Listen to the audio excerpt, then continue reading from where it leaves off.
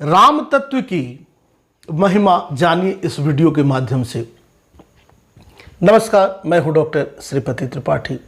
ऐसी बात नहीं है कि अवधपुरी में राजा दशरथ के घर श्री राम अवतरित हुए तभी से लोग श्री राम का भजन करते हैं। नहीं, राजा दिलीप, राजा रघु एवं राजा दशरथ के पिता राजा अज भी श्री राम का ही भजन करते थे, क्योंकि श्री राम केवल दशरथ के ही पुत्र नहीं हैं, बल्कि रोम रोम में जो चेतना व्याप्त रही है, रोम रोम में जो रम रहा है, उसका ही नाम है राम। राम जी के अवतरण से हजारों लाखों वर्ष पहले राम नाम की महिमा वेदों में पाई जाती है। रमन्ते योगिनः यस्मिन् स रामः, जिसमें योगी लोगों का मन रमण करता है, उसी को कहते हैं राम। एक राम घट घट में बोले, एक राम घट घट में बोले, दूजो राम दशरथ घर डोले, तीसर राम का सकल पसारा, अब ब्रह्म राम है सबसे न्यारा। शिष्य ने कहा, गुरुजी आपके कथनानुसार तो 4 राम हुए, ऐसा क्यों? गुरु ने जवाब दिया, थोड़ी साधना करो, जब ध्यान आदि करो फिर समझ में आ जाएगा। साधना करके शिष्य की बुद्धि सूक्ष्म हुई, तब गुरु ने कहा, जीव राम घट घट में बोले, ईश राम दशरथ घर डोले, बिंदु राम का सकल पसारा, अब ब्रह्म राम है सबसे न्यारा। शिष्य बोला, गुरुदेव जीव, ईश, बिंदु एवं ब्रह्म इस प्रकार भी तो राम 4 ही हुए ना। गुरु ने देखा कि साधना आदि करके इसकी मति थोड़ी सूक्ष्म तो हुई है, किंतु अभी तक 4 राम ही दिख रहे हैं।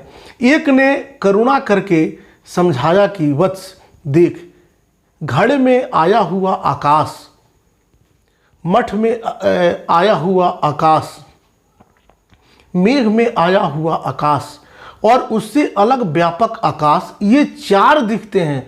अगर तीनों उपाधियों घट, मठ और मेघ को हटा दो तो चारों में आकाश तो एक का एक ही है। इसी प्रकार वही राम घट घट में बोले, वही राम दशरथ घर डोले, और वही राम का सकल पसारा, वही राम है सबसे न्यारा। रोम रोम में रमने वाला चैतन्य तत्व वही का वही है और उसी का नाम जो है राम है। वही श्री राम नवमी के दिन दशरथ कौशल्या के घर साकार हुए, साकार रूप में अवतरित हुए। कैसे हैं वे श्री राम? भगवान श्री राम नित्य कैवल्य ज्ञान में विचरण करते थे। वे आदर्श पुत्र, आदर्श शिष्य, आदर्श मित्र एवं आदर्श शत्रु थे। आदर्श शत्रु, हाँ आदर्श शत्रु थे, तभी तो शत्रु भी उनकी प्रशंसा किए बिना नहीं रह सके। कथा आती है कि लक्ष्मण जी के द्वारा मारे गए मेघनाथ की दाहिनी भुजा सती सुलोचना के समीप जा गिरी। सुलोचना ने कहा कि अगर यह मेरे पति की भुजा है तो हस्ताक्षर करके इस बात को प्रमाणित कर दे। कटी भुजा ने हस्ताक्षर करके सच्चाई स्पष्ट कर दी। सुलोचना ने निश्चय किया कि मुझे अब सती हो जाना चाहिए, किंतु पति का शव तो रामदल में पड़ा हुआ है, फिर वह कैसे सती होती? जब अपने ससुर रावण से उसने अपना अभिप्राय कहकर अपने पति का शव मंगवाने के लिए कहा, तब रावण ने उत्तर दिया, देवी तुम स्वयं ही रामदल में जाकर अपने पति का शव प्राप्त करो। जिस समाज में बाल ब्रह्मचारी श्री हनुमान, परम जितेंद्रिय श्री लक्ष्मण तथा एक पत्नी व्रती भगवान श्री राम विद्यमान है, उस समाज में तुम्हें जाने से डरना नहीं चाहिए। मुझे विश्वास है कि इन स्तुत्य महापुरुषों के द्वारा तुम निराश नहीं लौटोगी। जब रावण सुलोचना से ये बातें कह रहा था उस समय कुछ मंत्री भी उसके पास बैठे हुए थे। उन लोगों ने कहा, जिनकी पत्नी को आपने बंदनी बनाकर अशोक वाटिका में रख छोड़ा है, उनके पास आपकी बहू का जाना कहाँ तक उचित है? ये सही है क्या? यदि यह गई तो क्या सुरक्षित वापस लौट सकेंगी? यह सुनकर रावण बोला, मंत्रियों, लगता है तुम्हारी बुद्धि विनिष्ट हो गई है, मतलब समाप्त हो गई है। अरे यह तो रावण का काम है जो दूसरे की स्त्री को अपने घर में बंदनी बनाकर रख सकता है, राम का नहीं।